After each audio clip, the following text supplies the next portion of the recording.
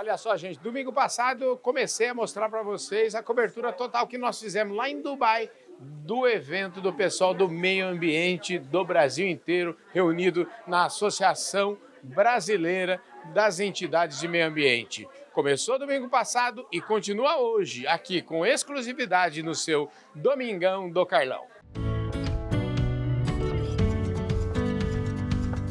Gente do céu, tem gente muito importante aqui. É o caso agora, o presidente do Instituto Etos, eu estou falando do Caio Magri, vai conversar conosco aqui agora. Ô Caio, obrigado pela gentileza de falar com a gente. Obrigado, Carlão, obrigado. Acho que é um convite muito legal para mim. Pois é, o Caio foi a primeira pessoa que falou para mim que a próxima COP vai ser no Azerbaijão aí. Parece ter um movimento aí, isso é fato? Isso é fato, é real, infelizmente. Eu acho que eu queria que fosse, pelo menos que a gente pudesse estar numa trajetória de phase out, de saída do petróleo, porque essa é a questão mais importante para o planeta resolver com relação ao enfrentamento da emergência climática e do aquecimento global.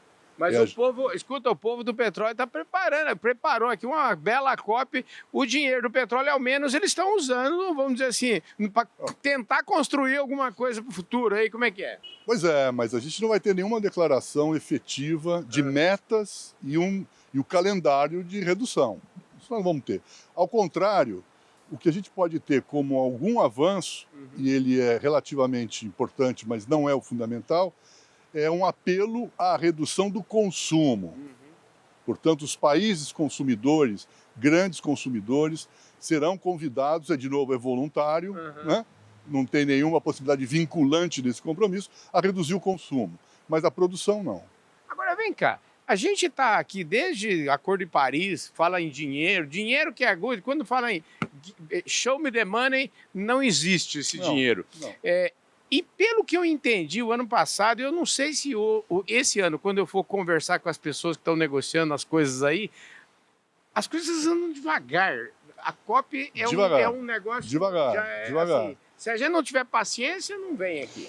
E a gente tem que ter saídas alternativas. Por exemplo, a proposta do Brasil de criar um fundo internacional, global, para remunerar a existência de florestas em pé, e se ele tiver adesão efetiva, isso faz diferença.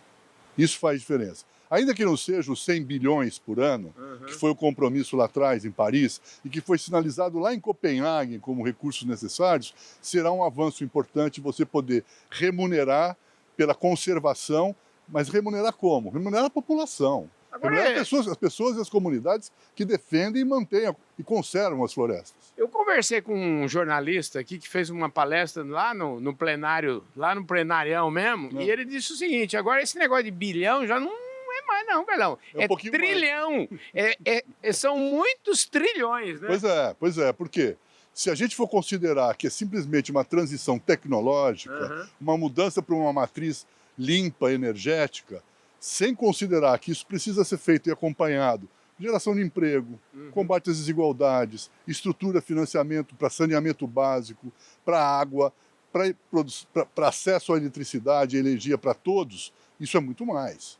Porque nós temos que fazer aquilo que a gente não fez até agora, do ponto de vista de proporcionar a toda a população acesso a esses direitos e bens, e ao mesmo tempo fazer isso com uma energia limpa, o que significa uma complexidade maior e um investimento muito maior. Agora, a gente já entrou aqui falando de polêmica, vamos voltar aqui para a nossa história. Tá bom. O Instituto Etos, eu queria já começar essa conversa, o Instituto Etos está aqui participando desse debate aqui da ABEMA. Eu queria que você falasse do Instituto e da relação dele com as entidades aqui, com a ABEMA, rapidamente. Aqui. O Etos foi criado, estamos fazendo 25 anos esse ano, e somos uma organização de base empresarial, ou seja, nós temos 470 empresas associadas, de todos os segmentos, de todos os setores, de todos os portes. Não somos uma organização nem setorial, de representação setorial, nem corporativa, do ponto de vista de interesses corporativos. E a nossa missão é ajudar as empresas a mudarem a sua gestão, implementando uma gestão socialmente responsável, o que significa uma série de procedimentos que vão nessa direção. Mas para quê? Para que sejam capazes de efetivamente combaterem e reduzirem as desigualdades no Brasil, serem parceiras da construção de uma sociedade mais justa e sustentável. A nossa história com a ABEMA começou em 2019, quando propusemos, e a ABEMA veio ser parceira, a criação da Conferência Brasileira de Mudanças do Clima. E por que a gente propôs isso? Porque o governo anterior, negacionista, em 2018 ainda nem tinha assumido, cancelou nós podíamos, vamos lembrar, a gente podia ter tido uma COP no Brasil em 2019. Sim. Talvez a gente estivesse num outro lugar, o país e talvez a COP, porque a gente ia polemizar as questões desafiadoras que ainda não foram colocadas. E a partir daí criamos a ideia de, bom, se o Brasil não vai fazer a COP, vamos nós, sociedade civil, movimento empresarial, os governos subnacionais, estaduais, governos municipais, vamos construir um espaço de debate e diálogo para produzir para as COPs, que vem aí, porque a COP vai continuar acontecendo, uma posição, um posicionamento, documentos, investir nesse processo de articulação e diálogo da sociedade como um todo. Aqui ao meu lado agora o Guilherme Dalla Costa, que é secretário adjunto de Meio Ambiente e Economia Verde lá do estado de Santa Catarina, o estado de Santa Catarina tão importante para o Brasil. Obrigado, Guilherme, pela sua presença aqui, obrigado por topar falar conosco. Obrigado, Carlão. Obrigado, é um prazer estar aqui hoje nesse evento da ABEMA, um evento importantíssimo para a União dos Estados, para mostrar o quão estão preocupados os estados, né, com as pautas climáticas e os desafios que nós temos que enfrentar pela frente, né, essa pauta climática, tanto para reduzir emissões quanto de adaptação, que nós temos que cada vez mais buscar incentivos financeiros e implementar as políticas públicas para melhorar isso dentro do país. Pois é, e falando dentro do Brasil, a gente tem em Santa Catarina um estado que tem suas particularidades, um estado que eu imagino, tanto a parte de agropecuária quanto a parte da indústria propriamente de produtos e serviços da cidade, são de, vamos dizer, pequenos empresários e pequenos agricultores. Eu acho que isso tem todo um olhar exclusivo, né? Isso faz com que tenha vamos dizer assim, um direcionamento específico, né? Exatamente, nós estamos falando aí de um estado que tem 1% do território nacional em área e nós temos aí cerca de 395 mil propriedades rurais no estado. 95% dessas propriedades são pequenas propriedades rurais. Então nós estamos falando de um desafio enorme para o pequeno agricultor, que é aquele agricultor que tem uma diversidade dentro da sua propriedade, ele tem a sua criação, produção de leite, o suíno, a ave, isso sempre ligado às cooperativas para exportação. Santa Catarina é um grande exportador de carne, para o mundo inteiro, inclusive aqui para a região do Oriente Médio. Isso traz essa preocupação de como nós vamos fazer com que o nosso agricultor cada vez mais se prepare para uma agricultura de baixo carbono. Isso nós vamos... o nosso caminho é o quê? Cada vez mais incentivo tecnológico, cada vez mais financiamento com baixo custo para que ele possa realmente se preparar e continuar sendo competitivo. Pois é, e essa é a linguagem aqui da COP, né? Uma linguagem...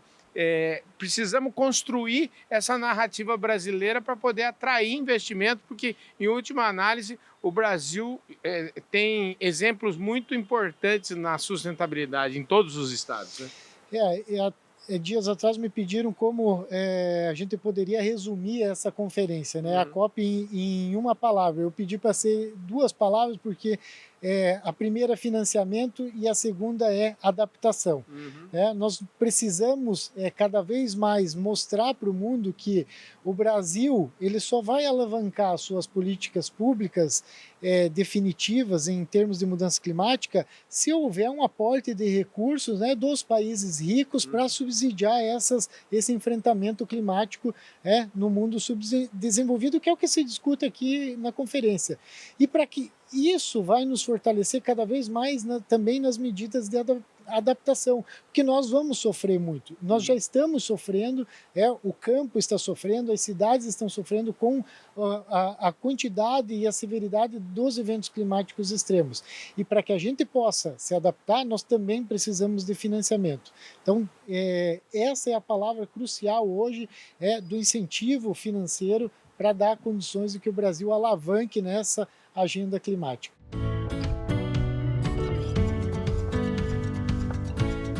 Essa moça que está aqui do meu lado agora, a Rafaela Camaraense, ela é secretária de Meio Ambiente da Paraíba. Ô, Rafaela, obrigado por você topar essa prosa aqui, viu? Eu que agradeço, para mim é uma satisfação. Escuta, como é que você vê esse ABEMA Day? Você que vem lá da Paraíba, de uma outra realidade, você mesmo citou aqui no seu speech aí da importância que o Nordeste como um todo tem, principalmente em energias renováveis. Um evento como esse é totalmente importante, né? Nós estamos no maior evento de meio ambiente do mundo e a ABEMA está presente, também sendo protagonista. Todos os secretários estão aqui também, então o Nordeste não poderia ser diferente. Nós estamos aqui fazendo a nossa parte e mostrando que também o Brasil está unido para fazer com que o nosso país desenvolva cada vez mais. Escuta, você falou um negócio importante que eu não sabia lá. A Paraíba parece que ela tem um rating aí, você falou, ela usou essa palavra, o nosso rating é top. Como é que é isso? Exatamente. Na Paraíba, na gestão fiscal, nós temos Rate A, que significa que nós temos uma gestão de excelência com relação à parte financeira do nosso estado. Nós temos um ambiente tranquilo para investimentos e eu tenho certeza absoluta que isso é fundamental para que nós tenhamos ainda mais investimentos no nosso estado. Escuta, como é que eu nem sabia que podia ser uma moça tão jovem como você podia ser secretária? Como é que me conte um pouquinho dessa sua história, dessa sua jornada, que eu imagino que você deva ter começado bem cedinho, né? Comecei muito jovem, comecei ainda com 17 anos de idade, gostar de movimentos estudantis, gostar de participação popular.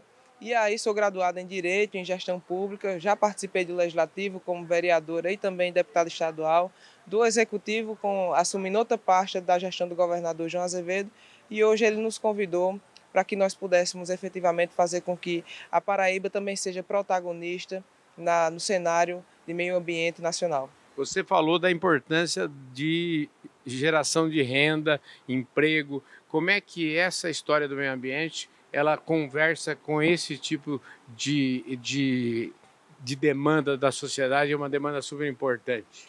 Totalmente importante, né? Porque nós queremos um estado que tenha desenvolvimento econômico. Falar em meio ambiente é falar também em pessoas.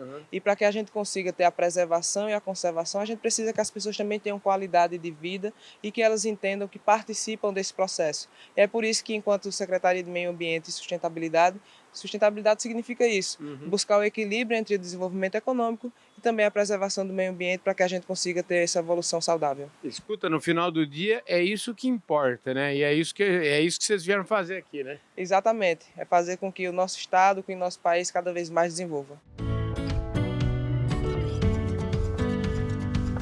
Aqui do meu lado agora, o Gino César. O Gino César é o seguinte, ele é secretário do Meio Ambiente do estado de Alagoas. Tem mais alguma coisinha no meio do meio ambiente aí? Como é que é isso?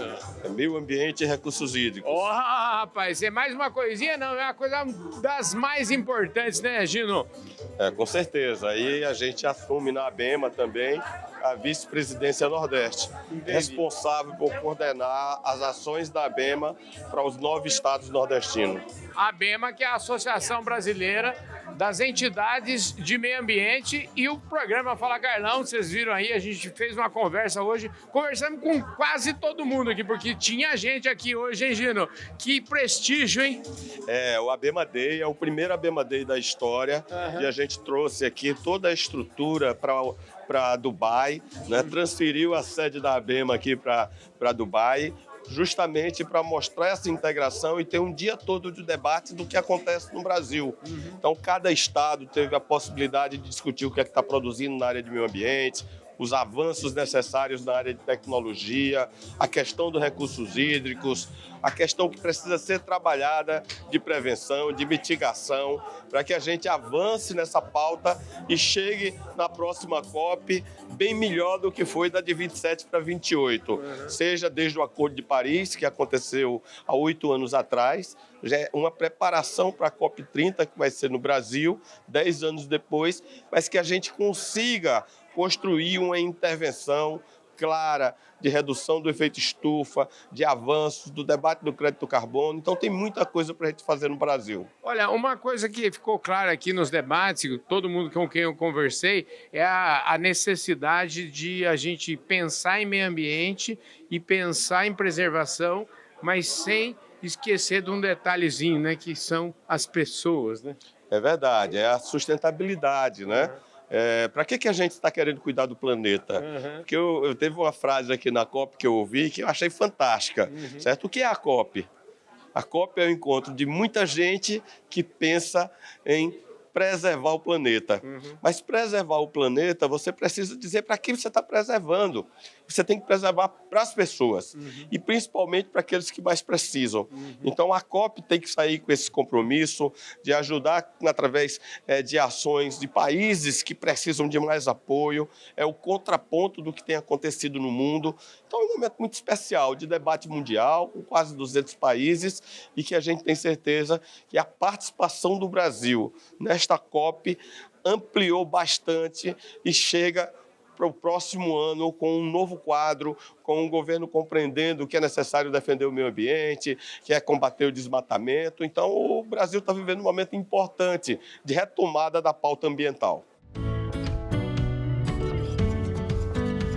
Como tem prateleira de cima, gente nova, eu falo assim, o Brasil vai ser a potência mundial por causa do pessoal novo que está iniciando os trabalhos, o povo que já está no meio dos trabalhos, o povo que está mandando bem. É o caso aqui do Tomás Miyazaki de Toledo. A partir de agora, só o Tomás Toledo, que é presidente da CETESB, que é a poderosa companhia ambiental do estado de São Paulo, e veio falar aqui. Então, vocês imaginam que o trem aqui está bruto.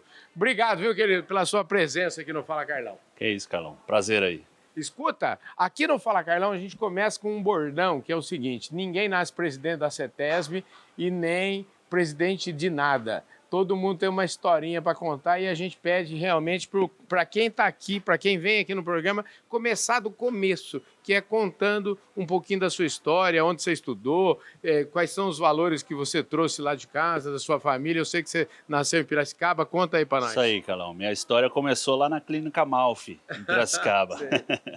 Eu sou filho de piracicabanos mesmo, meus pais estudaram na Exalc, foram servidores públicos, cresci em São Paulo. E aí, na época de fazer faculdade, escolhi fazer 2 faculdades, biologia e advocacia, e fui estagiário da CETESB. Então, minha história profissional começou na CETESB como estagiário. Olha que bacana, gente. Agora, como é que pode... eu acho que é descendência de origem oriental essa história de fazer 2, porque a gente já fica satisfeito com uma. Eu, por exemplo, fiz jornalismo lá na PUC, em São Paulo. E você, já não satisfeito, fez 2 de uma vez? Como é que é? No fim, assim, são 2 formações que se complementam bastante, né? Para trabalhar na área ambiental, realmente, né? E ainda no meio do caminho entre a USP e a PUC tinha a CETESB. Aí eu fui fazer estágio na CETESB. Então, passava lá nas faculdades, aprendendo a parte teórica e a parte prática na CETESB. Você, no seu speech aqui, você logo começou dizendo o seguinte, que vamos mudar as velas aí, a gente precisa mudar a direção do barco, né? Eu queria saber, então, qual que é a direção da CETESB hoje? Legal, Carlão. É o seguinte, a gente está aqui no nosso painel, a gente discutiu um pouco a relação entre as empresas e o poder público. Como é que a gente pode alinhar os nossos barcos aí para a gente rumar para o mesmo sentido, né? Tendo em vista os desafios que a gente tem, os desafios comuns, né? De impactar positivamente a vida das pessoas, né? E também cuidar do meio ambiente. Então, como é que a gente pode alinhar esses barcos, alinhar os barcos da iniciativa privada com o poder público para conseguir apresentar resultados importantes nesses 2 componentes, pessoas e meio ambiente. E aí, Carlão, a gente enxerga assim, um potencial enorme para a gente passar a trabalhar com novas ferramentas na CETESB. É uma orientação do governador, uma orientação da secretária Natália. A gente não ficar congelado naquilo que a CETESB já criou de positivo. A CETESB tem 55 anos, né, de história. Toda essa história ela foi construída em cima das ferramentas, principalmente de comando e controle. Né? Então, fiscalização, monitoramento e licenciamento ambiental. Isso aí a CETESB já faz muito bem, faz há 55 anos, tem um corpo técnico de 1.700 funcionários, né? Todos muito bem recrutados, profissionais super competentes, com formação, muitos engenheiros ambientais, formação técnica, com experiência no exterior. Então a CETESB já investiu muito, né, em conhecimento, em formação dessa equipe para trabalhar nessa agenda de comando e controle. Agora, nós somos desafiados a criar novas ferramentas mais eficientes. A gente trabalha principalmente nessa agenda de sustentabilidade. Então, novas ferramentas. Por mais que a CETESB tenha bastante recurso, seja um exemplo para os outros órgãos estaduais. Né? Nenhum outro órgão estadual tem 1.700 funcionários da forma como a gente tem lá em São Paulo para apresentar. Mas, então, nós somos uma referência nesse ponto. Mas, ainda assim, a gente tem um desafio enorme em termos de demandas para a gente estar presente no território, para a gente poder cuidar bem de todas as atividades econômicas que são realizadas no estado de São Paulo. Né? Então, para que a gente não crie um custo de burocracia, um peso de burocracia para o desenvolvimento dessas atividades, é importante que a gente desenvolva essas novas ferramentas com mais eficiência. Pois é, você até, eu gostei das metáforas que você usou, né? Eu não quero pagar a conta e não quero também transferir a conta para ninguém. Eu gostei muito dessas metáforas, porque realmente mostrar que assim, a impressão que você me deu é o seguinte: queremos ser leve, queremos efetivamente fazer parte da solução. Porque uma coisa muito importante você falou, né? Depois que você é obrigado a multar alguém, significa que o trabalho não foi legal, não é verdade? Significa que a gente chegou tarde, né? Chegou tarde, então é um custo. A discussão que eu fiz ali no painel é de que quem cria o custo, na verdade, é a lei, né? Não é o órgão ambiental. Sim, claro. Então, se o órgão ambiental está trazendo algum custo para alguma atividade, está pesando uma atividade econômica, é porque a gente chegou tarde. O importante é que o próprio empresariado reconheça, né, as suas obrigações, o tamanho do seu compromisso com a área ambiental e possa se antecipar, incorporar esse compromisso dentro dos seus processos. Eu estou falando da Maureen Lazzaretti, que é secretária de Meio Ambiente do Estado do Mato Grosso e que me dá a honra de agora, nesse momento, fazer um balanço aqui, fazer um fechamento desse encontro da ABEMA, que parece que vai ser tradição esse encontro aqui, né? É o primeiro de muitos. É a primeira vez que os estados brasileiros promovem o que a gente chamou de ABEMA Day, o dia em que nós podemos mostrar para o mundo o que os estados brasileiros têm efetivamente feito de forma concreta e consistente para a agenda climática, mas uma agenda climática que promova uma transição justa. Você viu o tom do nosso discurso, de todos os nossos painéis. Não é efetivamente aquele discurso ideológico, mas sim um discurso consistente que trata de forma técnica da agenda climática que inclui o cidadão, o ser humano na solução desse problema. Pois é, isso me chamou muita atenção aqui. Eu conversei com vários secretários, vocês acompanharam todos eles aqui, no sentido de falar o seguinte: transição precisa incluir as pessoas, né? Não dá para falar de justiça climática ou enfrentamento às mudanças climáticas e correr o risco de promover um outro efeito que a gente tem chamado de racismo ambiental. Veja, a preocupação que os estados brasileiros têm é de que essa agenda climática se transforme em uma agenda de racismo ambiental, que exclua o ser humano da solução e da matriz que venha a ser implementado. Todos os nossos painéis colocaram as soluções associadas ao envolvimento do cidadão e considerando o aspecto socioeconômico dessa matriz. Os exemplos que trouxemos para a COP são de iniciativas que têm, obviamente, o contexto da preservação, da conservação de recursos naturais, da restauração dos ecossistemas, mas sempre considerando o cidadão, o ser humano, dentro dessa lógica de solução. Olha, eu fico muito feliz que você tenha pensado, que vocês tenham pensado nesse ABEMA Day. Eu mesmo fiquei aqui falando do evento. O ABEMA Day precisa estar incorporado e a gente vai ter uma COP no Brasil daqui a 2 anos, né? Acho que esse aqui é um exercício, podemos dizer assim, que é um piloto, ele vai ser melhorado, mas sempre com essa tônica, de trazer para o mundo real o que efetivamente precisa ser discutido, colocando de forma concreta na mesa os elementos que têm que ser tratados nessas soluções diversas. Nós aqui falamos muito de como não permitir que os países ricos continuem ricos em benefício próprio e prejudiquem de forma consistente aqueles que estão em desenvolvimento. Então, a cobrança que todos fazem de que os países ricos têm que investir é o que nós colocamos, mas numa ótica concreta. Existem projetos consistentes no Brasil. O Brasil é um exemplo de soluções que conciliam a natureza e o ser humano, mas isso precisa ser traduzido em ações reais, com investimentos em larga escala, já que nós estamos falando de um país continental, com 6 biomas, com uma Amazônia gigante, mas que tem lá milhões de pessoas que precisam de saneamento, de água potável, de educação, de transporte, os mesmos benefícios e os mesmos elementos que qualquer ser humano no Brasil ou no mundo quer. Então, o que nós temos que fazer é essa discussão qualitativa, e é isso que a ABEMA Day se propõe hoje, nessa COP28, mas que a gente se encontre de novo na COP29 e na COP30 no Brasil. Você sabe que eu acho que eu nem falei, né? A gente está tão acostumado aqui a essa informalidade aqui, e eu nem falei que você é a presidente da associação, né? Já em segundo mandato, é isso? Vai até quando seu mandato? O mandato vai até 2025, agora até eu mesmo. O mandato vai até 2025, são 2 anos. Agora, em julho, nós fizemos uma renovação da diretoria. A diretoria da ABEMA é composta de um representante de cada região do país para garantir essa diversidade e que todos os elementos que distinguem do ponto de vista social, cultural e econômico sejam considerados na ABEMA.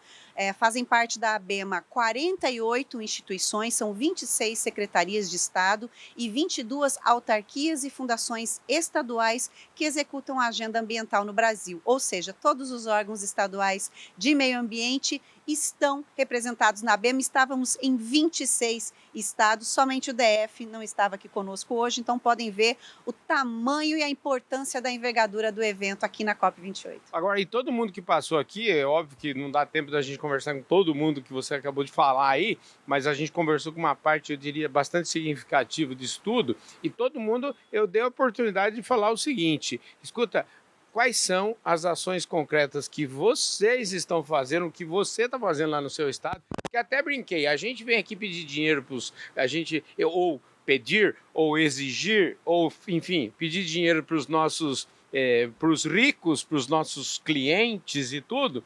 E eu lembro que quando eu pedi dinheiro para minha mãe dava uma tarefa para eu fazer, falava assim: não, você faz direito a sua tarefa aí, faz a lição de casa e aí eu te dou mais dinheiro. E a pergunta que eu queria te fazer é assim: com o que a gente tem de recurso, o que Mato Grosso tem, me fala aí o que vocês estão fazendo lá para a gente fechar isso aqui com bons exemplos, né? A gente pode ficar o restinho do ano para falar do Mato Grosso? Para a COP, nós essencialmente trouxemos 4 iniciativas que entendemos ser muito relevantes. Primeiro, dentro do arcabouço da agenda climática, Mato Grosso tem o programa Carbono Neutro 2035. E dentro desse programa, 2 ações foram destaque na COP28. A agenda de fortalecimento do manejo florestal sustentável como estratégia para a manutenção da floresta em pé com geração de renda. Nós implementamos a rastreabilidade da madeira e lançamos aqui na COP, em parceria com a ABNT, a prática recomendada 1020, que estabelece as regras a serem seguidas para a cadeia de custódia e rastreabilidade, um evento que foi conjunto Mato Grosso, a ABEMA e a ABNT. Além disso, destacamos mais uma vez os resultados da estratégia do governo do estado do uso de tecnologia para combate ao desmatamento, aos incêndios florestais. Mostramos que o estado de Mato Grosso aumentou em mais de 600% a eficiência no combate aos ilícitos ambientais, mantendo a sua estrutura, o que representa economia aos cofres públicos e um aumento da eficiência para o cidadão. Gente do céu, precisou de 2 Domingão do Carlão para dar conta desse ABEMA Day. Gente, o povo do meio ambiente está trabalhando muito, hein, gente? Mas valeu a pena, não valeu?